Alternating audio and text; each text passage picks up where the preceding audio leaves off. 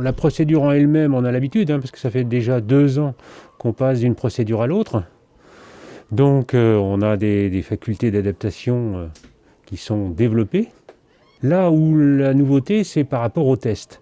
C'est-à-dire que les tests à profusion, pourquoi pas, mais les pharmacies et les laboratoires ne suivent pas.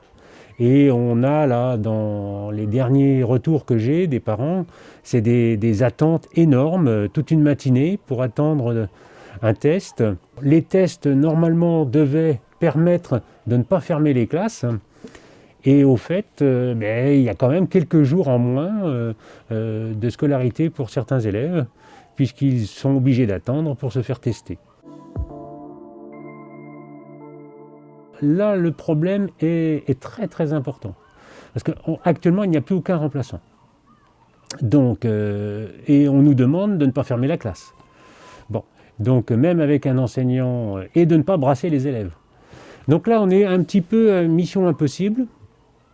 On ne voit pas vraiment comment on peut réaliser ces deux choses en même temps, laisser la classe ouverte et ne pas avoir d'enseignants.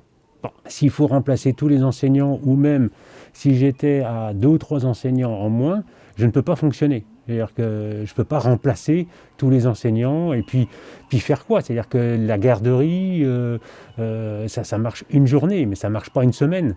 Ce n'est pas prévu dans le protocole, mais à l'impossible, nul n'est tenu. Donc comment fonctionner? On ne sait pas. Que ce soit d'ailleurs dans l'enseignement public ou dans l'enseignement privé, c'est exactement le même problème. À vue, complètement à vue, tous les matins en se disant pourvu que ça ne m'arrive pas dans la journée.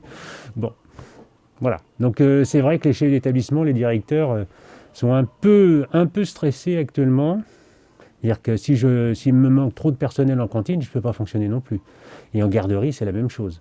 Là, ce midi, j'étais obligé de remplacer du personnel de surveillance.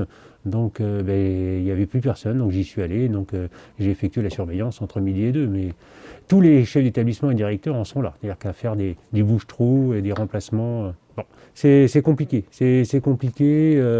Bon. Et ce n'est pas satisfaisant. C'est-à-dire que ce n'est pas le fonctionnement normal d'une école. On peut pas imaginer qu'une école puisse fonctionner très très longtemps comme ça.